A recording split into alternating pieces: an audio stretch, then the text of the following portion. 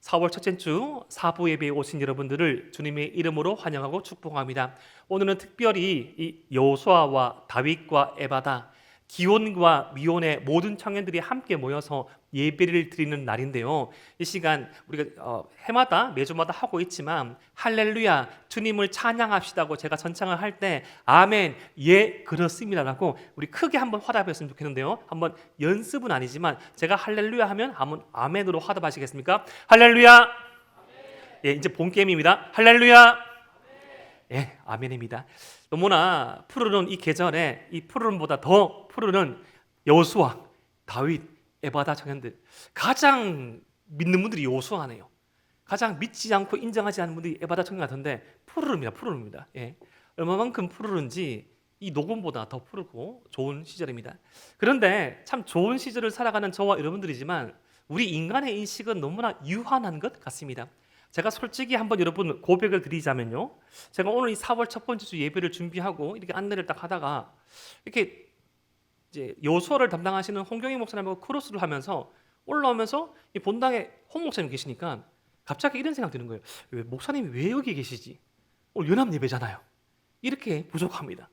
그러면서 연합 예배지 하면서도 오늘도 찬양인도를 뻔히 알고 있고 이미 인지하고 있는데 이주사님께서 인도를 하시니까 오늘 뭐지 싶다가 연합 예배지 이렇게 연약합니다. 3분 전에 인식했는데 또 까먹고 우리는 사람은 자신의 지식과 자신의 인식이 유한하다는 것을 인정해야 합니다. 우리가 이 유한함을 인정할 때 우리의 유한함 너머에 있는 무한한 하나님의 존재와 세계를 인식할 수 있습니다. 여러분 혹시 그럴 때 있습니까? 저는 이번 6월쯤에 저희 다윗 공동체 다윗 청년부가 계획하고 있는데요. 예전에 한번 코로나 이전에 아울리치 농어촌 교회를 봉사하러 나갔다가 낮에는 계속 봉사를 하고 밤쯤 되어서 저희끼리 청년부끼리 집회를 하고 그렇게 잠깐 쉴 때 낮에는 할머니들 찾아가서 매니큐어 발라드리고 계속 이제 그 부채질하고 논 메고 밭 깔고 벽화 막 칠하고 계속 일을 하고 땀을 뻘뻘 흘리다가 칠흑 같은 밤이 되어서 그때 참 처음 오랜만에 느낀 것은 밤하늘에 별이 너무 많은 거예요. 밤하늘에 별이 너무 많은 거예요. 밤이 되어서야 별을 인식할 수 있는 것. 하지만 우리가 인식하지 못한다고 하여서 존재하지 않는 것이 은하계가 아니죠. 사랑하는 에바다윗 여호수아 청년 여러분, 우리의 인식 너머에 있는 그 진실을 기억하고 살아가는 것, 그것이 오늘 말씀의 결론이라 할 수 있는 우리 믿는 자의 특징입니다. 여러분, 우리 인식의 한계, 인식의 터 안에서만 우리가 느끼고 우리가 체험하고 우리가 예측할 수 있는 것만 살아간다면 우리는 분명히 많은 연약함과 한계에 부딪힐 것입니다.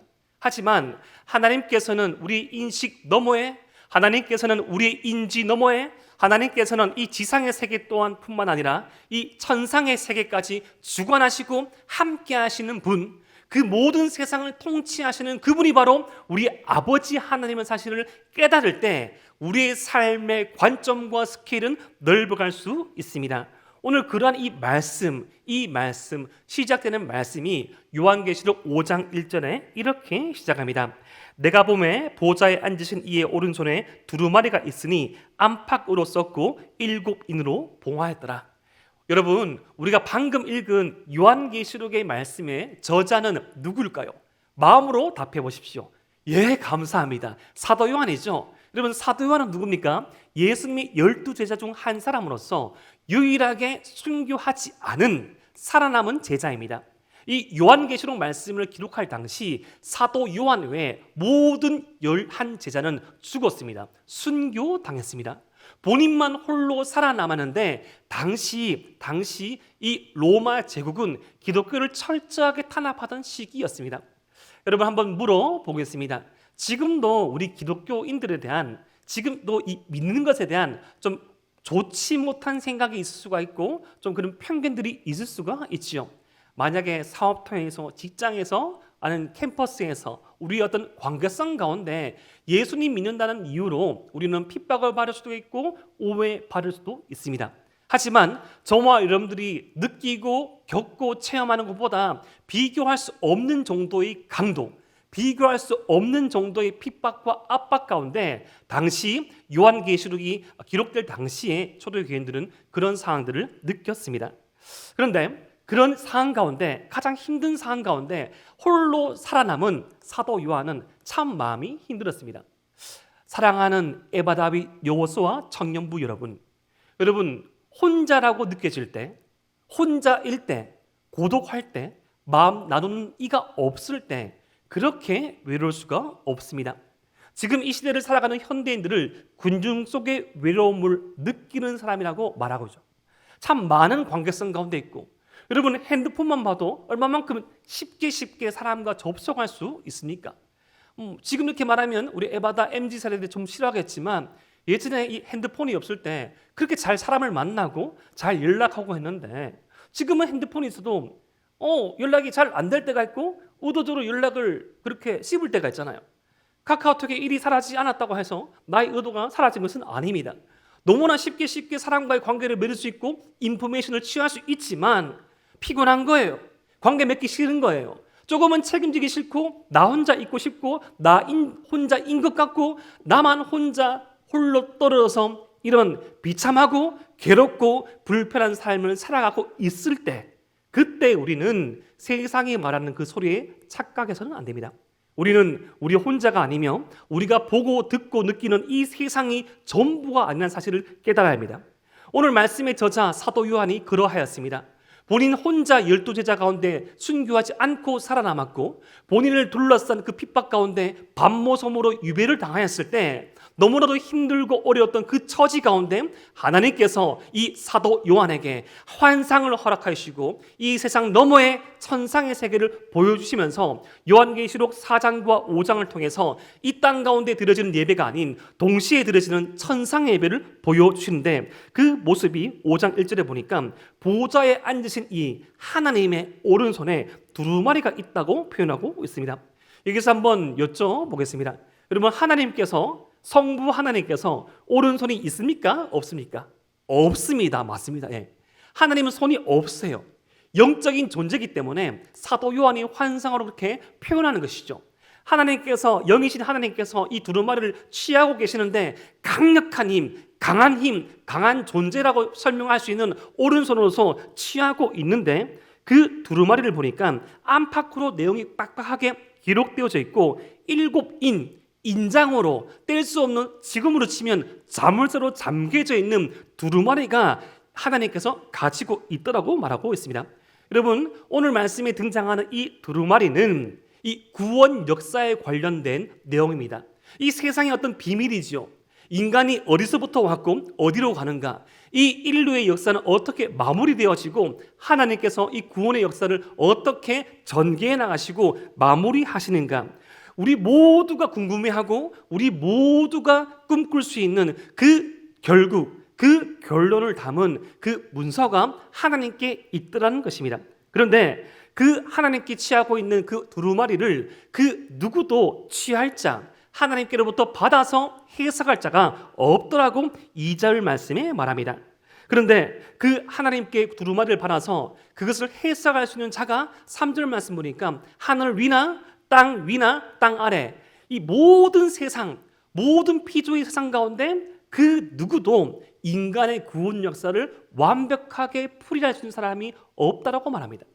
사랑하는 에바 다윗 여호수아 청년 여러분, 사람이 무엇으로 말미암아 행복할 수 있습니까? 사람이 무엇으로 말미암아 그 평안함을 누릴 수 있습니까? 때로는 이렇게 말할 수 있겠죠. 결혼을 하신 청년분들은 참 결혼을 해보니까 결혼이 참 좋더라 라고 말하지만 결혼 생활에도 분명히 명암이 있습니다. 좋은 부분도 있지만 그 결혼 생활은 사람이 하는 것이기에 감당해야 될 몫이 있습니다. 삶이 안정적일 때 내가 원하던 직장에 취업을 하고 내가 원하는 그 삶의 평판을 이루고 내가 원하는 이 관계의 중심성이 있을 때 얼마간의 평안은 누리지만 그 평안은 지속할 수 없습니다.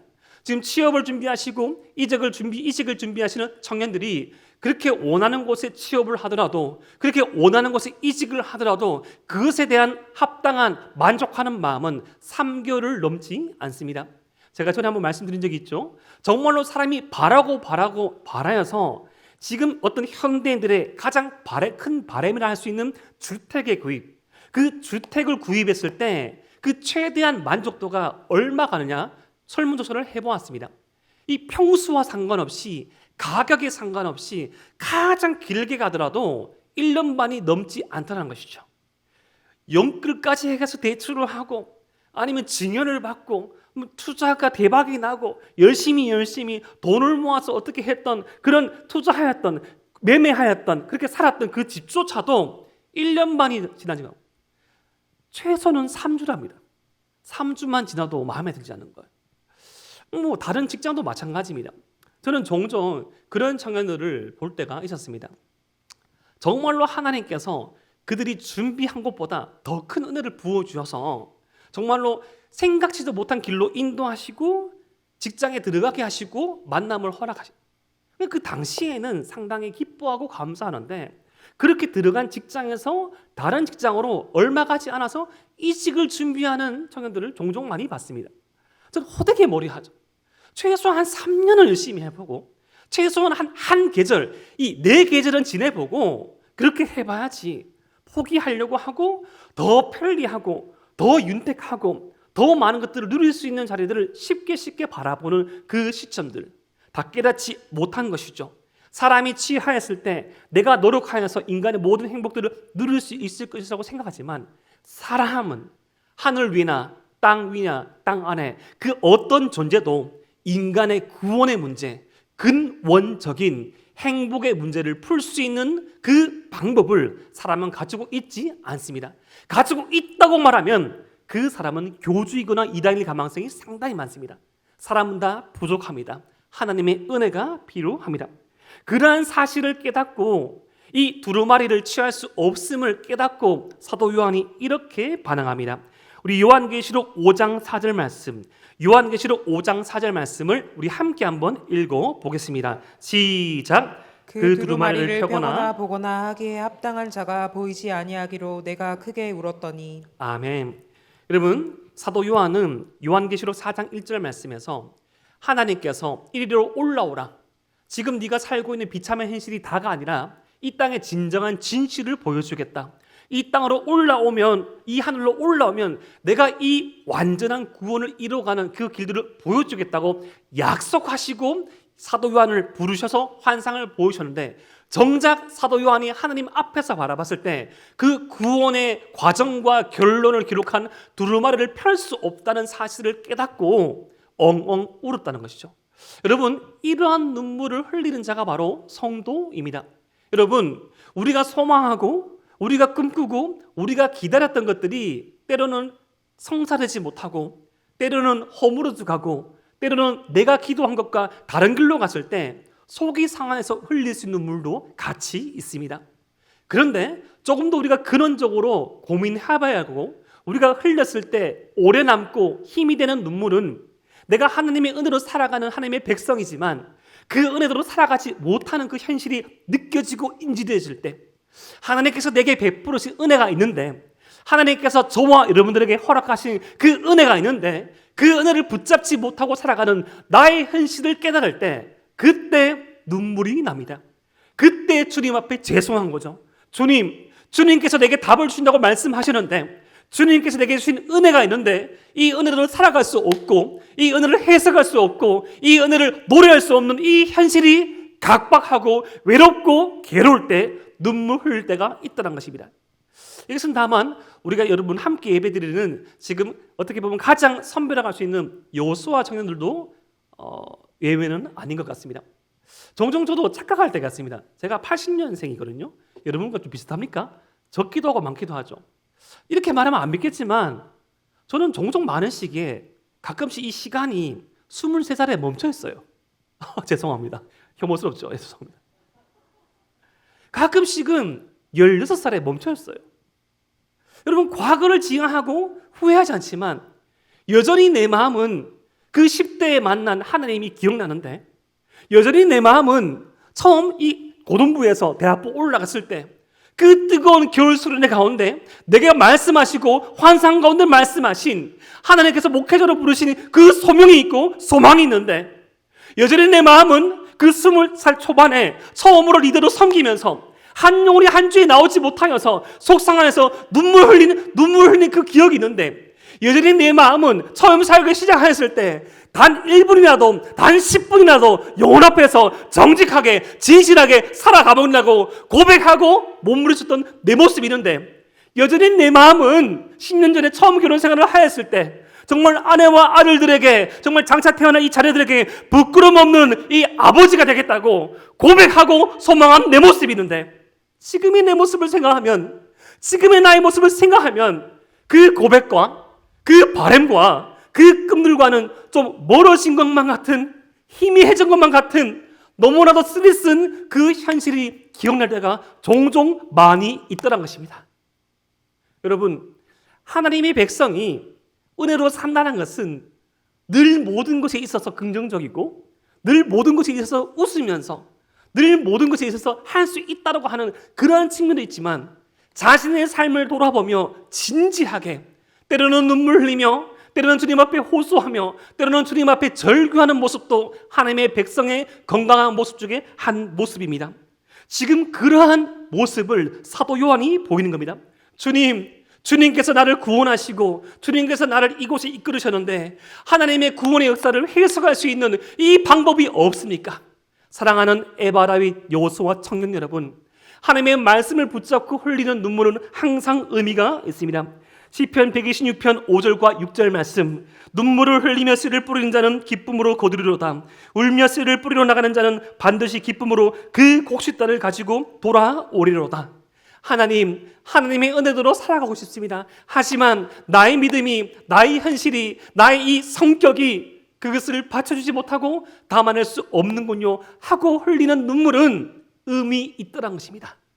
그냥 울보이는 인생이 아니라, 그냥 절규하는 인생이 아니라 주의 말씀을 붙잡고 주님의 은혜를 소망하고 흘리는 눈물 인생, 그러한 청년들의 삶은 가치 있음을 믿으시기를 바랍니다. 이렇게 울고 있을 때, 이렇게 하나님의 은혜를 기다리고 있을 때, 그렇게 기다리고 있는 사도 요한을 향해서 한 음성이 들립니다. 그 음성이 바로 요한계시록 5장 5절 말씀입니다. 우리 함께 한번 읽어보겠습니다. 시작. 장로 중에 한 사람이 내게 말하되 울지 말라. 유대 지파의 사자 다윗의 뿌리가 이겼으니 그 두루마리와 그 일곱인을 떼시리라 하더라. 사도 요한이 이 구원의 어떤 과정과 결론을 기록해 놓은 두루마리를 풀 수 없을 때, 엉엉 울고 있을 때, 그 장로 중에 한 사람, 성도 중에 대표 중인 한 사람이 이렇게 말합니다. 유대 지파의 사자 다윗의 뿌리가 이겼다. 그때 사도 요한이 새로운 인식의 전환에 들어가는 거죠. 그렇지, 우리 예수님께서 유대 지파의 사장, 유대 자손, 다윗의 자손으로 오셔서 신구약 말씀을 성취하신 예수님께서 그 구원의 역사를 풀이해 내시지. 사랑하는 에바라윗 여호수아 청년 여러분, 예수님께서 우리 인생의 해답 되심을 믿으시길 바랍니다. 우리 주님께서 우리의 근원적인 문제의 해결자 되심을 믿으시길 바랍니다. 그런데 그 근원적인 문제의 해결자를 내시는 예수님께서 놀라운 모습으로 등장하십니다. 요한계시록 5장 6절 말씀입니다. 내가 또 보니 보호자와 네 생물과 장로들 사이에 한 어린 양이 서 있는데 일찍이 죽임을 당한 것 같더라. 그에게 7뿔과 7눈이 있으니 이 눈들은 온 땅에 보내심을 받은 하나님의 7영이더라. 예수님께서 일찍이 죽임당한 어린 양의 모습으로 이 모든 성도의 이 중앙에 위치하고 계시다는 것이죠. 여러분, 승자의 이미지는 여러분 어떻습니까? 이게 또 여러분 한 4월쯤 5월쯤 되면 여러분 신경 써서 얼마나 또 이렇게 헬스를 하십니까? 항상 다이어트 하시죠. 저도 한 20년 동안 다이어트 하고 있습니다. 뭐 거의 그대로입니다. 몸짱을 꿈꾸고 평생 계속, 저만 고백입니까? 저도 그래도 감사하게 결혼 전후가 별 차이가 없어서, 근데 제일 말랐던 시절을 생각해서 아내한테 이렇게 말하거든요. 여보, 옷 버리지 마라. 입을 수 있다고. 못 입습니다. 못 입어요. 허리가 안 줄어요. 이렇게 막 여러분, 승자 이미지, 가장 반듯한 이미지 어떤 겁니까? 잔 근육이 있고 아니면 우람한 근육이 있고 가장 보기 좋은 그런 모습들. 어떻게 보면 어떤 학력적인 측면에서는 가장 어떤 뛰어난 학력을 가지고 있고 많은 경험들을 한 그 사람, 누가 봐도 승자다, 누가 봐도 가진 자다, 누가 봐도 인사 중에 인사다라는 그 사람의 모습이 우리의 어떤 근원적인 문제를 해결할 수 있는 해결자라고 말할 수 있지 않겠습니까? 그런데 오늘 말씀에서는 예수님께서 그렇게 묘사되지 않습니다. 일찍이 죽임당한, 한번 죽었다가 살아난 것 같은 피범벅이 된 어린 양, 피범벅이 된 어린 양이 모든 것을 이긴 자라고 말합니다. 사랑하는 에바라비 요소와 청년 여러분, 놀랍지 않습니까? 세상은 힘 있는 자가, 누가 봐도 이긴 자가, 누가 봐도 위협적인 자가 승자라고 말하는데, 예수님께서는 누가 봐도 진 것 같은, 누가 봐도 나약한 것 같은, 누가 봐도 볼품없는 그 모습을 한 어린 양이, 죽임당한 어린 양이 세상의 모든 것들을 이기셨다고 말씀하셨습니다. 근데 이 말씀은 진실이죠. 우리 예수님께서 저와 여러분들을 위해서 2000년 전에 이 땅에 오셨을 때 주님은 굴림하는 분이 아니었습니다. 가장 낮은 곳에서 가장 비천한 모습으로, 가장 소외되고 가장 열애되고 가장 분리되었던 사람들을 가운데, 그리고 거기서부터 시작하여서 가장 높은 사람에 이르기까지 주님의 은혜가 필요한 그 자라면 그 모든 자들에게 찾아가서 편만이 차등 없이 평등히 주의 은혜를 선포하셨습니다. 사랑하는 에바라비 요수와 청년 여러분, 그 일찍이 죽임당한 그 예수님께서 죽음으로 생명을 취하셨습니다. 여러분, 세상은 죽음은 끝인데 예수님께서는 죽으심으로 저와 여러분들에게 생명을 주셨습니다. 세상은 이겨야 이기는 것인데 우리 주님은 죽으시고 졌는데 이겼습니다. 여러분, 이것이 주님의 방법이요, 주님께서 우리에게 허락하신 은혜의 원리입니다. 여러분, 너무 그렇게 이기려고 애쓰지 마십시오. 1분 1초도 빼앗기지 않을 거야. 내가 한마디도 짓지 않을 거야. 내가 한 개도 손해보지 않을 거야. 여러분, 뭐 바보처럼 멍청하게 하하하 이러면서 그래 다 해라 이렇게 살아가는 것이 아니라, 때로는 알면서도 당할 수 있고 때로는 알면서도 쏘가주지만 지는 것이 이길 때가 된다는 것이죠. 우리 주님께서 이 세상을 섬기셨듯이 가장 낮은 자의 모습으로, 가장 연약한 자의 모습으로, 가장 낮은 곳으로 취하였을 때 하나님께서 가장 높은 곳으로 올리셨습니다. 그렇게 일찍이 죽임당한 그 어린 양이신 예수님께서 이제 하나님께 이렇게 나아갑니다. 요한계시록 5장 7절 말씀을 제가 읽어드릴게요. 그 어린 양이 나와서 보좌에 앉으신 이의 오른손에서 두루마리를 취하시니라. 모든 사람들이, 모든 구원받은 백성들이 주목합니다. 사자가 아니에요, 콧불소가 아니에요, 코끼리가 아닙니다. 죽임당한 어린 양 같은 그 예수님께서 저벅저벅 한 걸음 한 걸음 하나님께로 나아가 하나님의 그 오른편에 있는 그 두루마리, 구원의 역사의 과정과 종교를 담은, 그 인류의 모든 종교를 담은 그 두루마리를 취하십니다. 사랑하는 에바라비 요소와 청년 여러분, 그 주님께서 취하신 그 구원의 비밀을 저와 여러분들이 가지고 있음을 믿으시길 바랍니다. 여러분, 그것이 뭐죠? 그것이 뭐죠? 바로 성경이죠. 성경. 이곳에 구원의 비결, 우리의 모든 인생의 질문들에 대한 답들이 기록되어져 있습니다. 여러분, 성경을 덮으시지 마십시오. 여러분, 성경의 자크를 너무나 세게 채우지 마십시오. 대부분 성경에 자크 있는 성경이잖아요. 저는 그래서 의도적으로 자크 없는 성경만 사용합니다. 우리 인봉을 하지 않습니까? 다 인봉을 하고, 더 나아가서 요즘은 스마트폰 쓰니까 스마트폰에 있는 170개 어플 가운데 하나의 어플 성경 딱 가지고 있다가 보지 않으리라 라는 분은 없겠죠. 예, 인봉하면 안 됩니다. 여러분, 창세기부터 요한계시록까지 그 전부의 말씀은 하나님께서 저와 여러분들을 사랑한 말씀, 그 사랑하신 주님께서 장차 어떻게 오실지, 어떻게 우리 가운데 역사하실지를 기록한 그 말씀입니다. 그런데 그 일찍이 죽임당한 같은 그 어린 양께서 두루마리를 취했을 때 어떤 일이 일어납니까? 요한계시록 5장 8절 말씀, 그 두루마리를 취하심에 네 생물과 24장로들이 그 어린 양 앞에 엎드려 각각 검은 거와 향이 가득한 금 대접을 가졌으니 이 향은 성도들의 기도드리라. 예수님께서 그 구원의 역사의 과정과 결론을 기록한 그 두루마리를 취했을 때 성도들의 기도가 담겨있는 이 향이 하늘로부터 올라갑니다. 여러분, 우리의 기도는 땅에 떨어지지 않습니다. 말씀을 붙잡고 들어지는 이 찬양의 가사의 고백도 땅에 떨어지지 않습니다. 근데 누구의 기도가, 누구의 찬양이 하나님께 올라가는가 하면 그 어린 양의 길을 따라가면 그 모든 구원의 역사를 종결지으며 그 비밀을 말씀하신 이가 주님이심을 믿고 그 주님이심을 기록한 말씀을 믿고 말씀을 붙잡고 드리는 그 기도와 찬양과 예배는 결코 헛됨이 없더라는 것입니다. 여러분, 이후에 전개되어지는 요한계시록의 말씀을 읽어보면 그 성도의 기도로 말미암아 일곱 나팔, 일곱 인과 같은 이 세상의 마지막 전쟁이 일어나게 됩니다. 여러분, 우리가 세상에 전쟁이 일어나라고 기도하는 것은 아니지만 성도들의 기도가 구원 역사의 종말을 가져줄 원동력이 된다는 것입니다. 여러분, 세상이 누가 지배한다고 말합니까? 세상에 누가 힘이 있다고 말합니까? 미국의 대통령은 핵무기를 쏠 수 있는 버튼을 누를 수 있다고 하죠. 하지만 성도들의 기도는 구원의 역사를 종결지을 수 있는 기도의 힘이 있다는 것을 믿으시기를 바랍니다. 우리의 기도가 주님 앞에 올라가면, 우리의 기도가, 우리 예배가, 우리 찬양이 주님 앞에 흠양되어지면 구원의 역사는 마무리되어질 것입니다. 그것을 깨달을 때 이 땅 가운데 현실 너머의 진실을 바라보게 됩니다. 예전에 제가 섬기던 청년부에서 한 청년을 신방하러 가는데 그 청년이 생물학을 전공하던 청년이었습니다. 박사과정이 있었는데 처음 이제 그 허락을 받아가지고 그 랩실이라고 합니까? 랩에 한번 들어가 본 적이 있습니다. 저 근데 기억이 이제 중학교 때 한번 보고 그때 처음 봤는데 현미경이라는 걸 봤거든요. 현미경을 처음 봐가지고 봤는데 진짜 뭐 아무것도 없어 보이는 이 동그란 어떤 그 접시 안에 현미경으로 보니까 그 수십만 마리의 그런 균들이 있더라고요.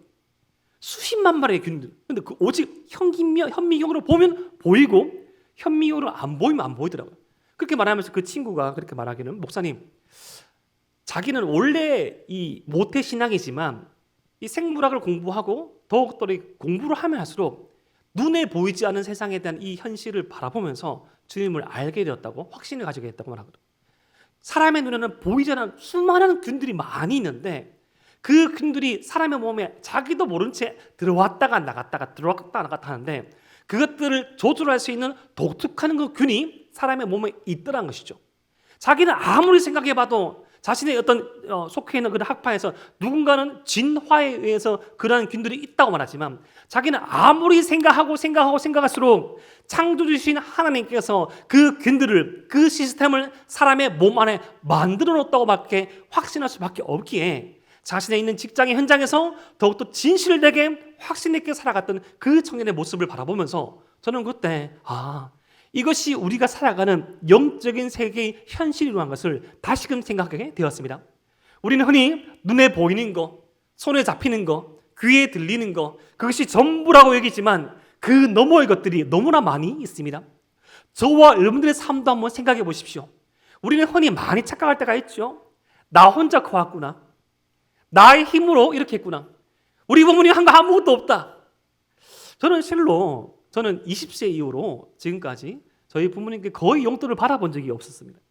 근데 저는 나중에 처음 그 사실을 부인하게 된 게, 저도 조금 착각한 게 내 힘으로 이렇게 자라왔다고 신앙을 가지고 있었지만 부모님에 대한 꽤 많은 섭섭한 마음과 그런 조금은 냉담한 마음이 있었는데 딱 자녀를 낳고 양육하면서 그 모든 생각이 산산조각 났습니다. 아무것도 해준 것이 없이 처음 보이지만 사람은요, 여러분은 적어도 지금 이 자리에서 여러분들 예배드리고 한글을 읽고 입을 열어서 말을 할 수 있는 여러분들은요, 그 누군가의 그 어떤 양육자의 죽을 정도의 헌신이 없으면 절대 이 자리에 있을 수 없습니다. 여러분, 닭은요 몇 달만 있으면 꼬꼬댁 하면서 짖습니다. 웁니다. 사람은요 10달을 품어야 안 하죠. 10달 품에 안에서 내놓으면 뭐합니까? 바로 막 걸어다닙니까? 아니죠. 인간 같지도 않게 수십 년을 살아갑니다. 저는 그걸 날마다 느낍니다. 집에 갈 때마다 지들끼리 이상하게 싸우거든요. 되게 진지하게 말하고 있는데 되게 진지하게 말하는 유튜브 계속 이야기하고 있고, 목사 아들들인데 계속 진지하게 말해요.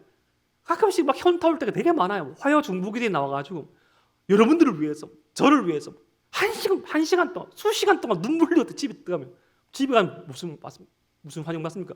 할렐루야 하면서 우리 아들들이 아버님 힘드셨죠? 그렇게 합니까? 오자마자 헛소리 막 하죠. 아빠 이게 안 열려 하면서 뭐 이상하면 연락도 하고 유튜브 틀어달라고 말하고 교화하는 말이, 심지어 이 자리에 없는 저희 아내까지 그렇게 하시죠. 예. 그러면 사람은 누군가의 헌신과 누군가의 기도와 누군가의 그 희생으로 말미암아 다 존재하게 되었습니다. 사랑하는 에바다윗 여호수아 청년 여러분, 우리는 그 사실을 분명히 인식하셔야 됩니다. 우리 어떤 그 신앙의 과정들이 한 부분만 떼어나 보면 아무런 가치 없어 보이고 아무리 허망해 보이지만 적어도 지금 우리가 이 자리까지 있기까지 우리를 향한 귀하신 구원의 역사를 계획하신 하나님의 계획과 주님의 그 구원의 그 사역과 그 구원의 사역을 지금 이 현장 가운데 적용하시는 성령님의 역사로 말미암아 이 자리에 있다는 것을 믿으시기를 바랍니다. 믿으시기를 바랍니다. 믿으시기를 바랍니다. 그때 우리의 예배와 우리의 찬양과 우리의 기도는 유의미해집니다. 그때 우리는 이른바 새 노래를 부를 수 있습니다. 우리 요한계시록 5장 9절과 10절의 말씀을 함께 한번 읽어보겠습니다. 시작. 그들이 새 노래를 불러 이르되 두루마리를 가지시고 그 인봉을 떼기에 합당하시도다. 일찍이 죽임을 당하사 각 족속과 방언과 백성과 나라 가운데에서 사람들을 피로 사서 하나님께 드리시고 그들로 우리 하나님 앞에서 나라와 제사장들을 삼으셨으니 그들이 땅에서 왕노릇 하리로다 하더라. 아멘. 아멘. 이 땅의 현실을 넘어선 이 세상의 진실을 깨달을 때 새로운 노래를 부를 수 있습니다. 여러분, 이것은 처음 발매된 곡이라는 의미가 아니라 질적으로 다른 노래라는 의미입니다. 이 새 노래, 새 찬양은 예수 그리스도의 구원의 역사, 그리고 이 구원의 역사로 말미암아 저와 여러분들이 그전에는 죄인이었고 노예였고 죽을 수밖에 없는 자였지만 그 구원의 역사를 통하여서 하나님의 나라 그리고 하나님의 은혜를 감당할 수 있는 제사장이 된 것을 노래하는 것입니다. 사랑하는 에바다윗 여호수아 청년 여러분, 이러한 새 노래를 부를 수 있는 저와 여러분 되시기를 주님의 이름으로 축복합니다. 나의 이 존재가, 우리의 현실이 주님께서 바라보게 하시는 그 은혜의 렌즈로 진실을 바라볼 때 우리는 새 노래를 부를 수 있습니다. 그러면 이것은 우리로 한정되어서 드려지는 예배가 아니라 점점 확대될 것을 요한계시록 말씀은 보여줍니다. 11절 말씀 보니까 그 새 노래를 모든 생물들과 모든 천사들이 부르는데 그 수가 천천히요 만만이라고 말합니다. 만만, 수억, 수십억 모든 피조물들이 하나님의 구원의 역사를 노래합니다. 그리고 그 노래가 12절 말씀에 이러한 뜻을 담겨져 있습니다. 큰 음성으로 이르되 죽임을 당하신 어린 양은 능력과 부와 지혜와 힘과 존귀와 영광과 찬송을 받으시기에 합당하도다 하더라. 당시 로마 황제를 칭송할 때 몇 가지를 칭송했습니다. 우리 네로 황제는 능력과 부와 지혜가 있습니다. 우리 누구누구 황제는 힘과 능력이 있습니다.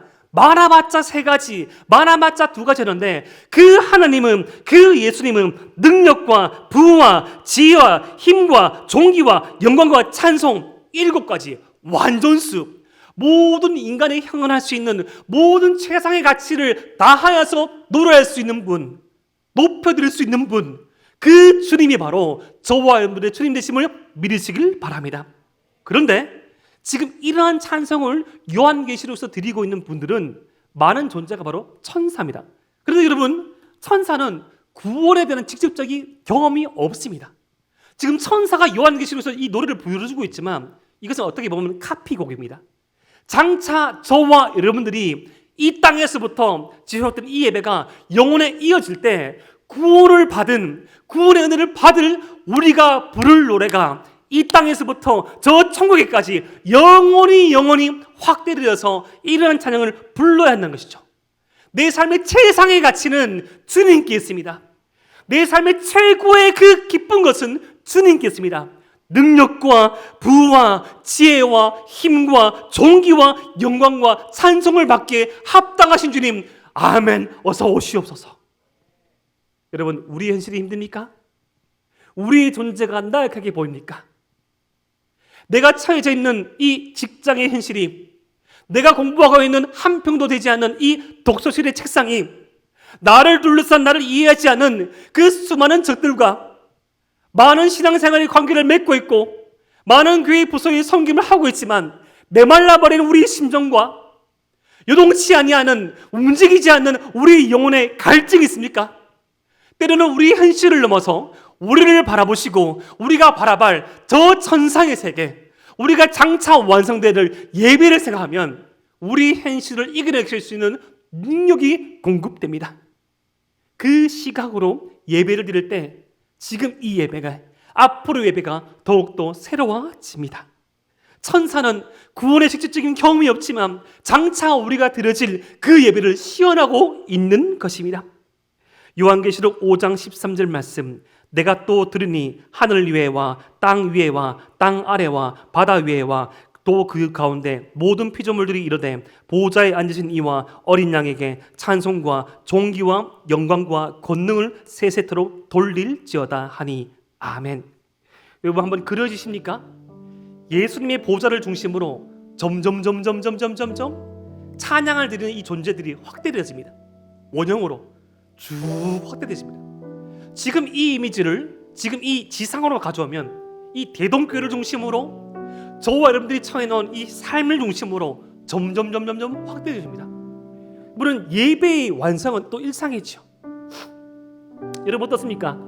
요수아 분들에게 질문드려 죄송하지만 때로는 기혼에 대한 우리 모습들이 때로는 청년에 비해서 많이 다양하지 못하고 이러한 현실이 나의 전부인가라고 생각할 때가 많이 있지 않습니까? 주부로 살아가는 인생도 만만치는 않죠. 저희 아내는 그렇게 열심히 청소를 합니다. 그렇게 열심히 청소하거든요. 그렇게 열심히 설거지합니다. 봅니다. 이것이 아내의 전부일까? 제 만나기 전에 그 어떤 젊은이의 시절이 있었고 이렇게 있었고 자기 주어진 어떤 주부의 역할이지만 믿음으로 설거지를 하더라고. 아무것도 아니지만 믿음으로 아이들을 훈육하더라고요. 믿음으로 아이들을 욕하더라고요. 그래 내가 되겠나 하면서 기껏 한마디지만 반듯한 신앙인으로 살아가게 할 건 어머니의 노력들. 40대 중반인 아버지인 저는 어떠합니까? 저는 10년 전에 제가 이런 모습으로 어떻게 살아가겠지라고 생각한 모습이 있지만 그것과 합치된 모습도 있지만 다른 모습도 많이 있습니다. 하지만 실패하였습니까? 하지만 그것이 잘못된 것일까요? 아니죠. 내게 주어진 이 현장 가운데, 내게 주어진 이 믿음의 삶 가운데 증명되어질, 선포되어질 하나님의 말씀이 있습니다. 지금 여러분들이 처한 그 삶의 현실에서 여러분들을 향하신 그 구원을 허락하신 주님을 찬양한다면 여러분들의 삶의 중심으로 점점 확대되어질 것입니다. 그리고 그 예배는, 그리고 그 찬양은 주님 다시 오실 때까지, 주님을 만날 때까지 영원히 이어지게 될 것입니다. 그것이 우리가 드려지는 예배의 힘입니다. 여러분 착각하지 마십시오. 세상의 주님을 부인한다 할지라도 우리 예배는 꺾을 수 없습니다. 세상의 주님을 욕한다 할지라도 주님의 교회는 항상 승리합니다. 어떤 승리자로, 어떤 예배자로 참여할 것인가, 그 결정이 지금 쌓아지고 있는 것이죠. 지금으로부터 시작된 그 예배가 주님을 만날 그 시점에 주님 다시 오실 때 완성되어져 가는 것입니다. 그 현실을 깨달은, 그 사항을 인지한 모든 생명체의 대표인 내 생물이 이렇게 외칩니다. 요한계시록 5장 14절 말씀, 내 생물이 이르되 아멘 하고 장로들은 엎드려 경배하니라. 예, 그렇습니다. 이것이 이 땅의 진실입니다. 이것이 이 땅의 진실입니다. 그렇게 반드시 됩니다. 하나님의 예배는 막을 수 없습니다. 성도 예배는 멈출 수 없습니다. 우리가 천 이곳에서부터 영혼에 이르기까지 우리를 향한 구원의 역사를 깨닫는 성도들의 찬양은, 성도들의 기도는, 성도들의 예배는 멈출 수 없습니다. 아멘. 그 아멘이 우리의 아멘이 되기를 소망합시다. 20대부터 기원에 이르기까지 다양한 연령과 다양한 삶의 환경과 다양한 처지 가운데 주님 앞에 모였지만 주님께 구원받는 공동분부를 가진 우리 청년 여러분, 주님 앞에 노래합시다. 주님 앞에 고백합시다. 새 노래로 주님 앞에 고백드리고 나아갈 때 우리의 기도가 우리의 삶을 변화시키며 우리의 예배를 새롭게 할 그 능력이 됨을 믿으시는 저와 여러분 되시기를 주님의 이름으로 축복합니다. 기도드립니다.